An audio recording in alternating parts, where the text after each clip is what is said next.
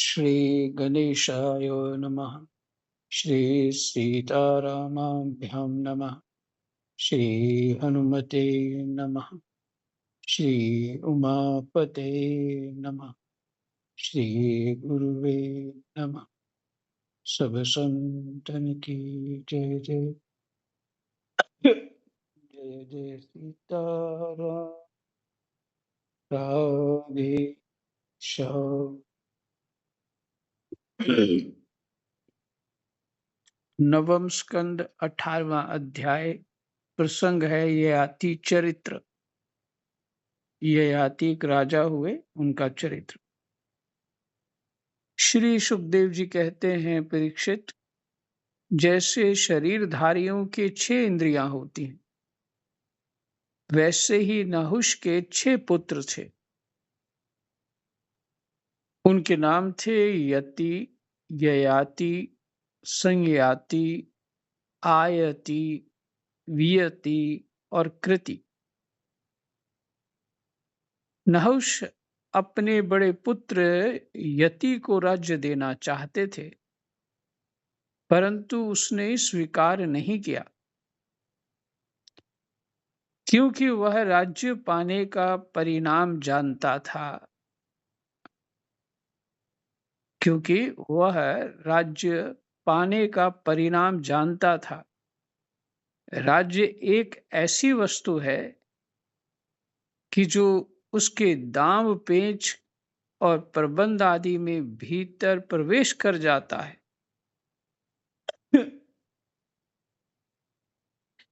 वह अपने आत्म स्वरूप को नहीं समझ सकता।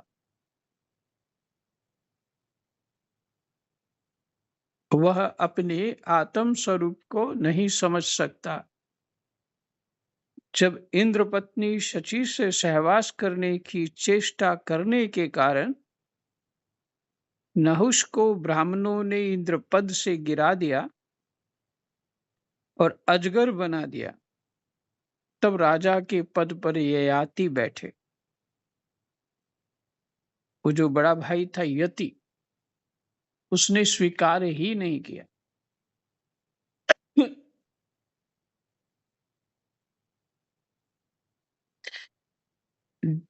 जो धर्म का मर्म जान जाते हैं, उनको पता है कि जिन सुखों की हम चाह कर रहे हैं, वो सुख बहला फुसला के हमको कहाँ ले जाएंगे। इतनी भयंकर कल्पना हम नहीं कर सकते, क्योंकि बच्चे के सामने जैसे खेल जो है ना, खेल बड़ी महत्वपूर्ण बात होती है। खेलने नहीं दे रहे, मुझे घूमने नहीं दे रहे, और बच्चा बहुत परेशान होता है। और जो नहीं करना चाहता पढ़ाई, उसके लाभ की वस्तु होती है, उससे उसके मन में दबाव आता है।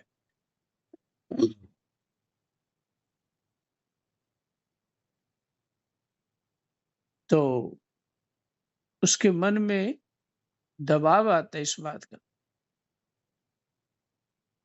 उसके मन को रोक लगती है, तो इसलिए वो खेलने के लिए प्रसन्न रहता है। और यदि खेलता ही रहा तो परिणाम क्या होगा।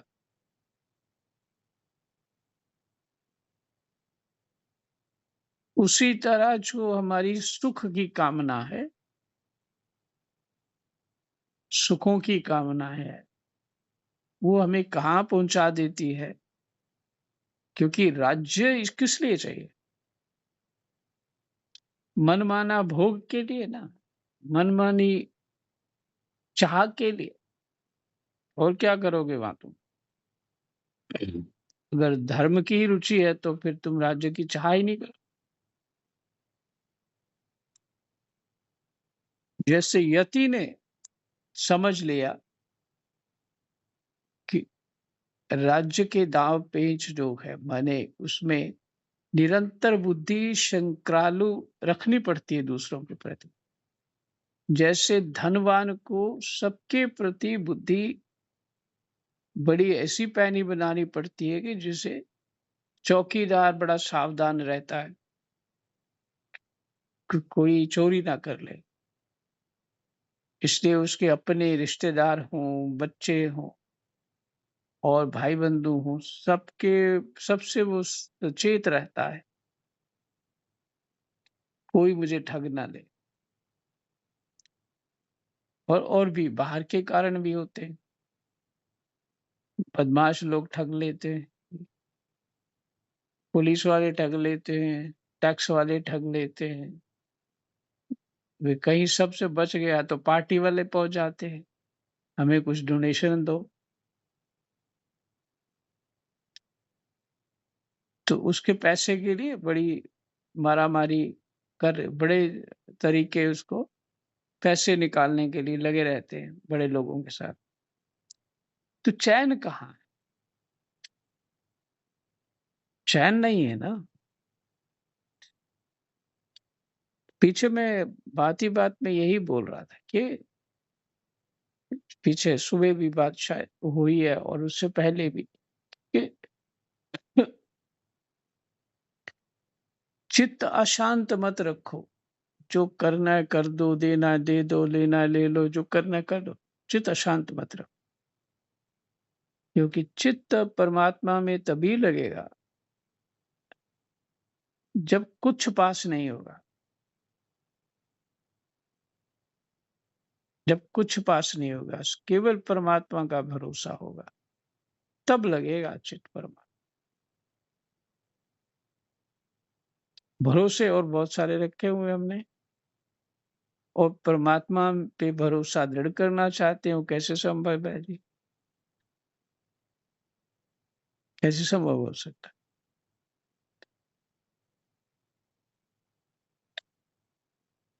बहुत हमारे शास्त्रों में जो विधि है ना भिक्षा मांगने की, साधुओं को इस ढंग से रहने की, साधक को इस ढंग रहने से बड़ी साइंस है उसमें, बहुत साइंस। किसी रोज वैसा प्रसंग आएगा तो वो बात करेंगे। इसलिए यति ने जो त्याग किया, उस राज्य का परिणाम क्या होगा, वो बहुत दुखद है। क्योंकि राजा होके आप सभी कार्य पुण्य कर्म कर पाओगे ये संभव नहीं। आपको टैक्स भी लेना पड़ता है, शत्रुओं का ध्यान भी रखना पड़ता है और अपने शत्रुओं के साथ मिल जाते हैं तो उन अपनों को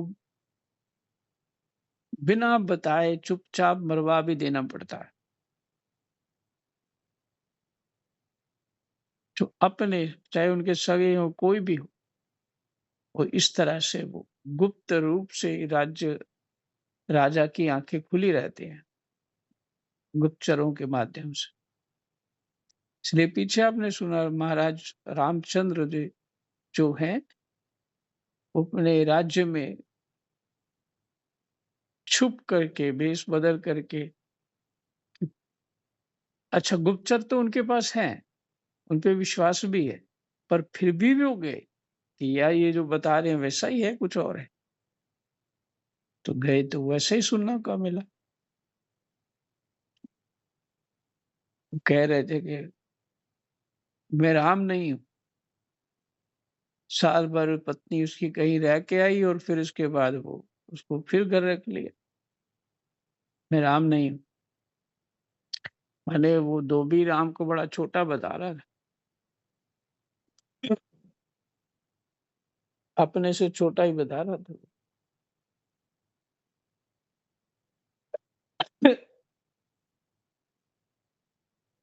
तो राज्य में किस लोभ से राज्य प्राप्त करना चाहता है जी? सुखों की दृष्टि, निश्चिंतता, धन हो जाएगा तो फिर बड़ा आराम हो जाएगा, आराम से जीवन कटेगा, ऐसा कुछ नहीं होता। भागवत जी में वर्णन है, जो अर्थ है वो 15 अनर्थ साथ लेके आता। अर्थ में धन। श्री कबीर जी बड़े बड़े विवेकपूर्ण बात है, साईं इतना दीजिए, जामे कुटुम्ब समाए, मैं भी भूखा ना रहूं, साधु न भूखा जाए। बड़ा बड़ा होने का प्रयास ही अपने अहंकार को दृढ़ करना है। हाँ, अहंकार को दृढ़ करना, बड़ा होने का प्रयास जो हम करते हैं, सम्मानित होने का प्रयास करते हैं। इसीलिए धर्म के विषय में नहीं जानते ना, इसलिए चाहते हैं कुछ बन के दिखाना। सिर्फ अपने जो अज्ञानता है, अपनी प्रकृति, अपने शरीर, मन, बुद्धि की ही महानता दिखाना चाहते हैं। आत्मा की नहीं दिखाना चाहते हम, शरीर की दिखाना चाहते हैं। हम ऐसे हैं, हम ऐसे, बस।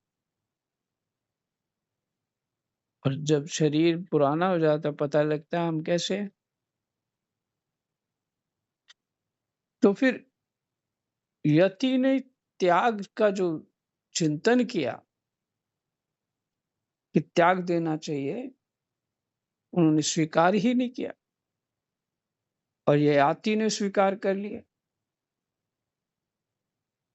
ययाति ने अपने 4 छोटे भाइयों को 4 दिशाओं में नियुक्त कर दिया और स्वयं शुक्राचार्य की पुत्री देवयानी और दैत्यराज वृषपर्वा की पुत्री शर्मिष्ठा को पत्नी के रूप में स्वीकार करके पृथ्वी की रक्षा करने लगा। राजा परीक्षित ने पूछा, भगवान शुक्राचार्य जी तो ब्राह्मण थे और ययाति क्षत्रिय, फिर ब्राह्मण कन्या और क्षत्रिय वर का प्रतिलोम उल्टा विवाह कैसे हुआ? ये होना नहीं चाहिए। प्रतिलोम नहीं होनी चाहिए, अनुलोम हो सकता। ब्राह्मण पति हो और क्षत्रिय पत्नी हो तो चलेगा।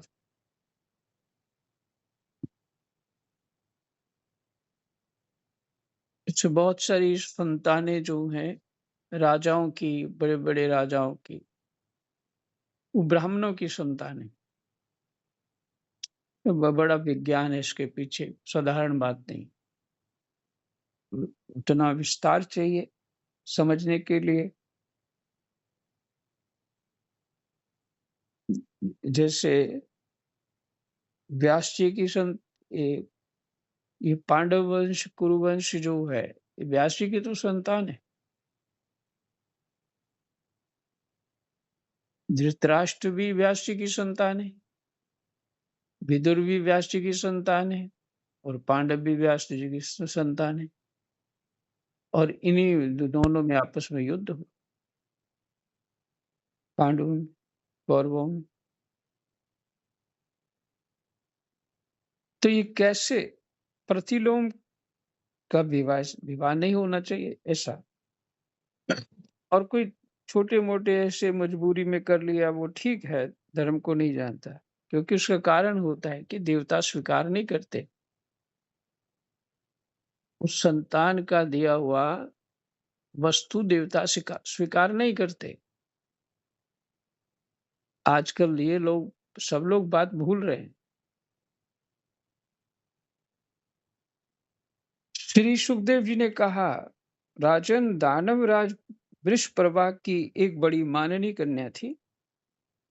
उसका नाम था शर्मिष्ठा।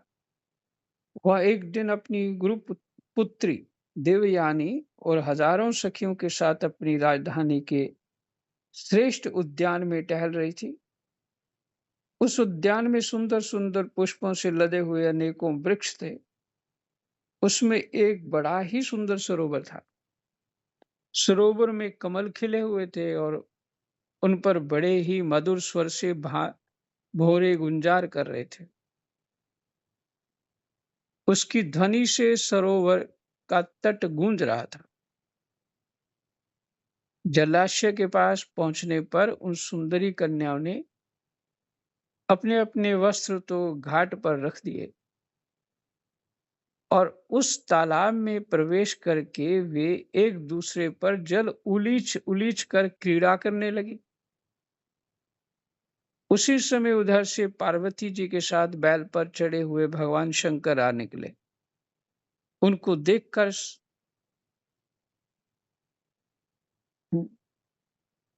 उनको देखकर सबकी सब कन्याएं सकुचा गईं और उन्होंने झटपट सरोवर से निकलकर अपने-अपने वस्त्र पहन लिए। शीघ्रता के कारण शर्मिष्ठा ने अनजान में देवयानी के वस्त्र को अपना समझकर पहन लिया। इस पर देवयानी क्रोध के मारे आग बबूला हो गई। उसने कहा, अरे देखो तो सही, इस दासी ने कितना अनुचित काम कर डाला।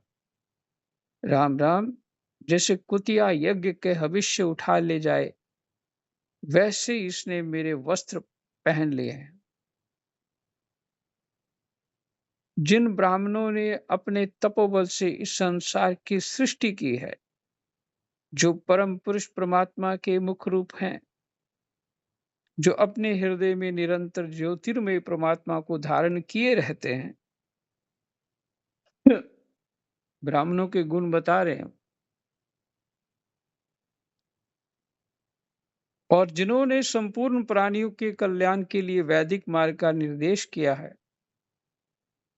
बड़े बड़े लोकपाल तथा देवराज इंद्र ब्रह्मा आदि भी जिनके चरणों की वंदना और सेवा करते हैं, और तो क्या लक्ष्मी जी के एकमात्र आश्रय परम पावन विश्वात्मा भगवान भी जिनकी वंदना और स्तुति करते हैं, उन्हीं ब्राह्मणों में हम सबसे श्रेष्ठ भृगुवंशी हैं।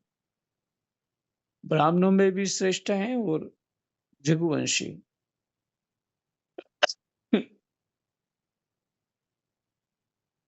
तो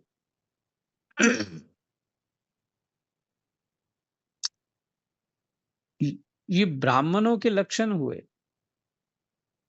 लेकिन अगर ऐसे लक्षण वाला नाम का ब्राह्मण है, क्योंकि वो जो है ब्राह्मण के है नाम जाति ब्राह्मण कर रहा है व्यापार, तो वो बनिया ब्राह्मण हो गया।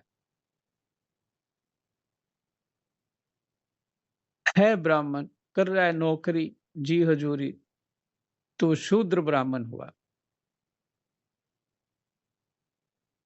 है ब्राह्मण क्षत्रिय जैसा काम कर रहा है, आर्मी इत्यादि में है, तो वो क्षत्रिय ब्राह्मण हो गया। लेकिन शुद्ध ब्राह्मण जो वेद शास्त्रों में परमात्मा में जिनका चित्त लगा है, वो शुद्ध ब्राह्मण। और जो उल्टे काम कर रहा है, वो चंडाल ब्राह्मण ही हुआ। माने चंडाल के सारे गुण है उसमें, उल्टे काम कर रहा। धुंधकारी ने तो किए ही ना सारे उल्टे काम।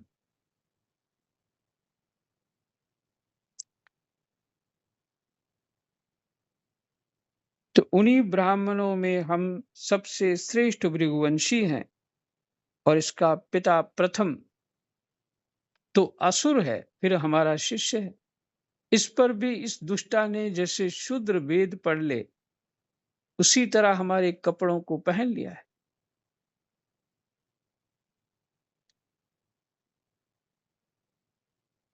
हुँ?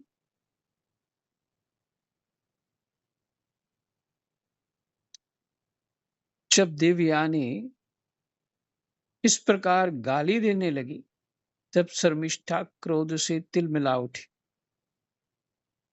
ये कौन थी? देवयानी, शुक्राचार्य की पुत्री। इस प्रकार गाली देने लगी, तब शर्मिष्ठा क्रोध से तिलमिला उठी। वह चोट खाई हुई नागिन की समान लंबी सांस लेने लगी। उसने अपने दांतों से होंठ दबाकर कहा, भिखारिन, तू इतना बहक रही है, तुझे कुछ अपनी बात का भी पता है? जैसे कोई और कुत्ते हमारे दरवाजे पर रोटी के टुकड़ों के लिए प्रतीक्षा करते हैं, वैसे ही क्या तुम भी हमारे घरों की ओर नहीं ताकती रहती? शर्मिष्ठा ने इस प्रकार बड़ी कड़ी कड़ी बात कहकर गुरुपुत्री देवयानी का तिरस्कार किया और क्रोधवश उसके वस्त्र छीनकर उसे कुएं में ढकेल दिया। शर्मिष्ठा ने इस प्रकार बड़ी कड़ी बात कड़ी-कड़ी बातें बोली, अपमानित बातें और कुएँ में धक्का दे दिया शुक्राचार्य की पुत्री को। ये वही बात हो रही है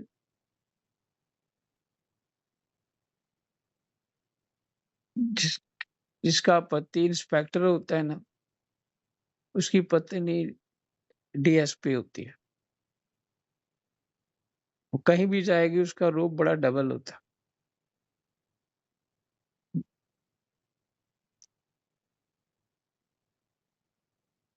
और बच्चे भी अपने आप को कुछ और सोचते हैं, रूप जब दिखाते हैं दूसरों को। तो बच्चों को ज्ञान तो है नहीं उस बात का, कि उनको दिखता ही हमारा बड़ा सम्मान होता है, ये है, वो है। हाँ? और भीतर में जो दोनों के निकल गए ना भाव, भीतर क्या भाव है? उस देवयानी का क्या भाव? और शर्मिष्ठा ने कह दिया, तुम ब्राह्मण तो कुत्तों की तरह हमारे द्वार पे दिखते रहते हो। शुक्राचार्य को बोल दिया ना ये। तो उसने भी राज्य परिवार को पूरे को बोल दिया कि तुम लोग हमारे दास हो। अब बताइए, बड़े किस तरह से संभालते हैं बातों को और छोटे कैसे क्या करते हैं। शर्मिष्ठा के चले जाने के बाद संयोगवश शिकार खेलते हुए राजा ययाति उधर आ निकले। उन्हें जल की आवश्यकता थी, इसलिए कुएं में पड़ी हुई देवयानी को उन्होंने देख लिया। उस समय वह वस्त्रहीन थी, इसलिए उन्होंने अपना दुपट्टा उसे दे दिया और दया करके अपने हाथ से उसका हाथ पकड़कर उसे बाहर निकाल लिया। देवयानी ने प्रेम भरी वाणी से वीर ययाति से कहा, वीर शिरोमणे, राजन, आज आपने मेरा हाथ पकड़ा है। अब जब आपने मेरा हाथ पकड़ लिया, तब कोई दूसरा इसे ना पकड़े। वीर श्रेष्ठ, कुएं में गिर जाने पर मुझे तो आपका अचानक दर्शन हुआ है। यह भगवान का ही किया हुआ संबंध समझना चाहिए। इससे हम लोगों की या और किसी मनुष्य की कोई चेष्टा नहीं है। किसी और ने कोई ये संयोग नहीं बनाया। यही भाव है उसका। वीर श्रेष्ठ, पहले मैंने बृहस्पति के पुत्र कच्छ को शाप दे दिया था। वो अपनी बात सुना रही। वो भी कारण था। कच्छ इनके पास विद्या सीखने आया था। तो शुक्राचार्य ने कहा, मेरी पुत्री से शादी कर लो। और कच्छ ने कहा, मैं तो गुरु बुद्धि से आपके पास आया, तो ये तो मेरी बहन लगती है, ये संभव नहीं। तब देवयानी ने शाप दिया, कुछ विद्या भूल जाने के लिए कुछ ऐसा कहा, और कच्छ ने श्राप दे दिया, जाओ तुम, मैंने अपनी जाति में शादी नहीं होगी। ये बहुत बड़ा दोष है। फिर समाज मॉडर्न बनने के लगा हुआ है। मॉडर्न मैंने वर्ण संकर। जो पहले मुझे याद है, मेरी दादी, परदादी, बहुत छोटा था, परदादी, मेरे पिताजी के चाचा जी, उनके बच्चे मेरे बराबर थे। तो बड़े उदंड थे। तो मेरी परदादी को वो कभी कुछ-कुछ बोल देते थे ऐसे ही। हाँ, उनका कुबड़ निकल आया था। कभी-कभी बच्चे छोटे-छोटे थे, कुब्बी भी बोल देते उसको। तो वो मेरी परदादी कहती, "ये मुआ बर्न शंकर है, बर्न शंकर।" कुछ-कुछ बातें याद है। मुआ बर्न शंकर है। तो तात्पर्य ये है वर्णशंकर वर्णशंकर एक गाली है।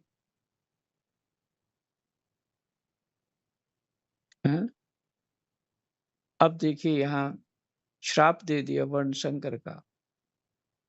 तब अर्थात तो जब तक भोग पूरा नहीं होगा, देवताओं को तुम्हारा दिया हुआ स्वीकार नहीं होगा। तो कहते हैं वीर श्रेष्ठ, पहले मैंने बृहस्पति के उसी राजा को बता रहे हैं, याति को, देवयानी। पुत्र कच्छ को शाप दे दिया था, इस पर उसने भी मुझे शाप दे दिया। इसी कारण ब्राह्मण मेरा पानी ग्रहण नहीं कर सकता। नीचे लिखा है इसकी टिप्पणी में, क्या हुआ, बृहस्पति जी का पुत्र कच्छ शुक्राचार्य जी से मृत संजीवनी विद्या पढ़ता था। अध्ययन समाप्त करके जब वह अपने घर जाने लगा तो देवयानी ने उसे वरण करना चाहा, परंतु गुरुपुत्री होने के कारण कच्छ ने उसका प्रस्ताव स्वीकार नहीं किया। इस पर देवयानी ने उसे शाप दे दिया कि तुम्हारी पढ़ी हुई विद्या निष्फल हो जाए।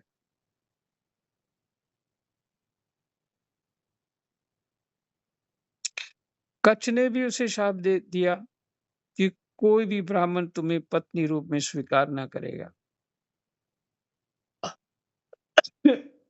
है सभी तपस्वियों की वाणी सफल हो जाती है,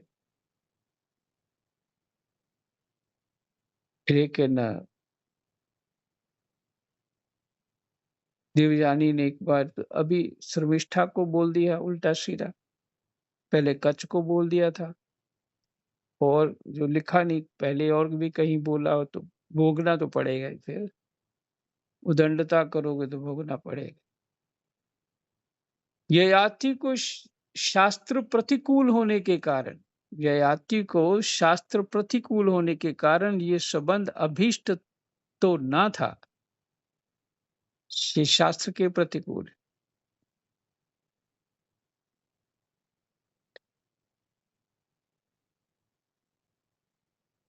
परंतु उन्होंने देखा कि प्रारब्ध ने स्वयं ही मुझे ये उपहार दिया है और मेरा मन भी इसकी ओर खिंच रहा है, इसलिए ययाति ने उसकी बात मान ली। वीर राजा ययाति जब चले चले गए, तब देवयानी रोती पीटती अपने पिता शुक्राचार्य के पास पहुंची और शर्मिष्ठा ने जो कुछ किया था वह सब उन्हें कह सुनाया। शर्मिष्ठा का व्यवहार से भगवान शुक्राचार्य का भी मन उचट गया। वे पुरोहिताई की निंदा करने लगे। उन्होंने सोचा कि इसकी अपेक्षा तो खेत या बाजारों में से कबूतर की तरह कुछ बीन कर खा लेना अच्छा है। अतः अपनी कन्या देवयानी को साथ लेकर वे नगर से निकल पड़े।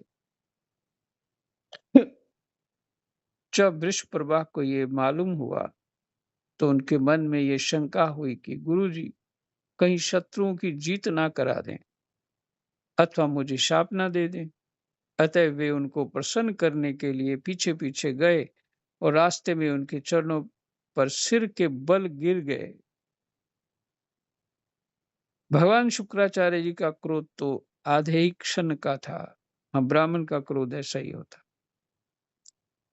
उन्होंने वृषप्रभा से कहा, राजन, मैं अपनी पुत्री देवयानी को नहीं छोड़ सकता, इसलिए इसकी जो इच्छा हो तुम पूरी कर दो।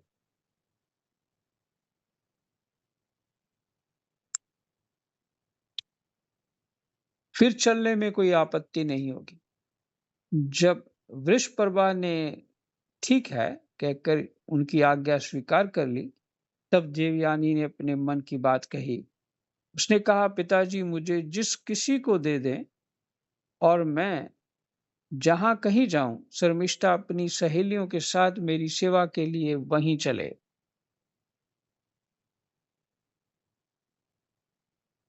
ये है। हाँ, स्त्रियों में कोमलता, भावना, प्रेम भी बहुत है, साथ में क्रूरता भी देख लीजिए।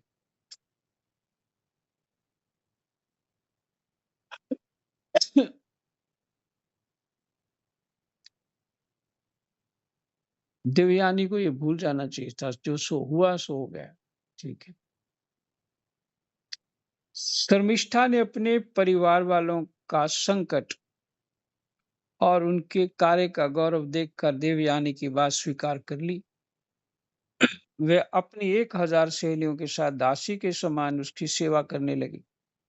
शुक्राचार्य जी ने देवयानी का विवाह राजा ययाति के साथ कर दिया और शर्मिष्ठा को दासी के रूप में देकर उनसे ये कह दिया, राजन, इसको अपनी सेज पर कभी न आने देना।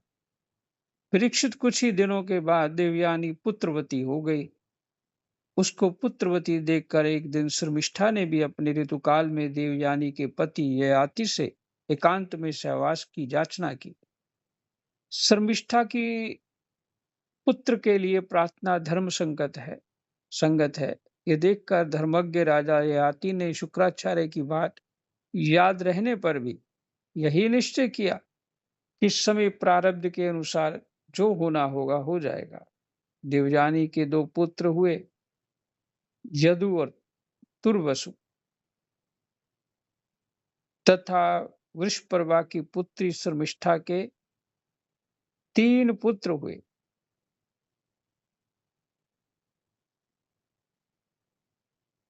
द्रुहयु, अनु और पुरु। जब माननीय देवयानी को यह मालूम हुआ कि शर्मिष्ठा को भी मेरे पति के द्वारा ही गर्भ रहा था, तब वे क्रोध से बेसुध होकर अपने पिता के घर चली गईं।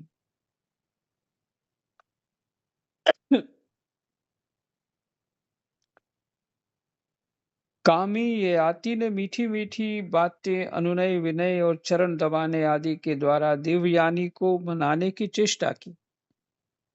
उसके पीछे पीछे वहां तक गए भी, परंतु मना न सके। शुक्राचार्य जी ने भी क्रोध में भरकर ययाति से कहा, तू अत्यंत स्त्रीलंपट, मंदबुद्धि और झूठा है। जा, तेरे शरीर में वह बुढ़ापा आ जाए जो मनुष्यों को कुरूप कर देता है।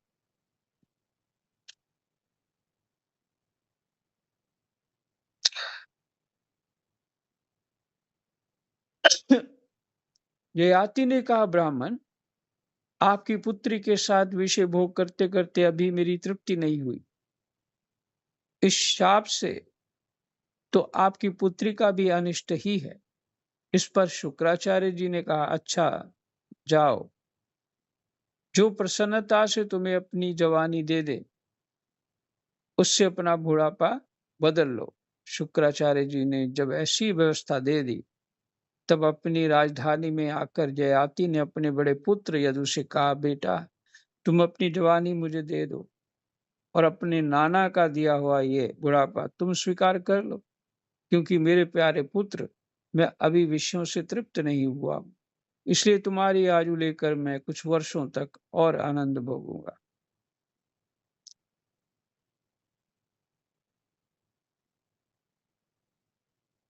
यही विश्राम करते हैं, समय हो गया है और पाठ थोड़ा ही है। कुछ प्रसंग बीच में आएगा आगे।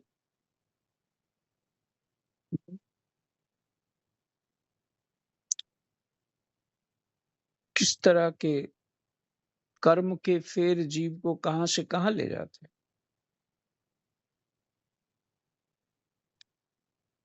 ये राजा होने का फल प्राप्त कर रहा है, ठीक है, वही जो राम रचि राखा। कृष्णाय वासुदेवाय हरे परमात्मने प्रणतः क्लेशनाशाय गोविंदाय नमः। जय जय।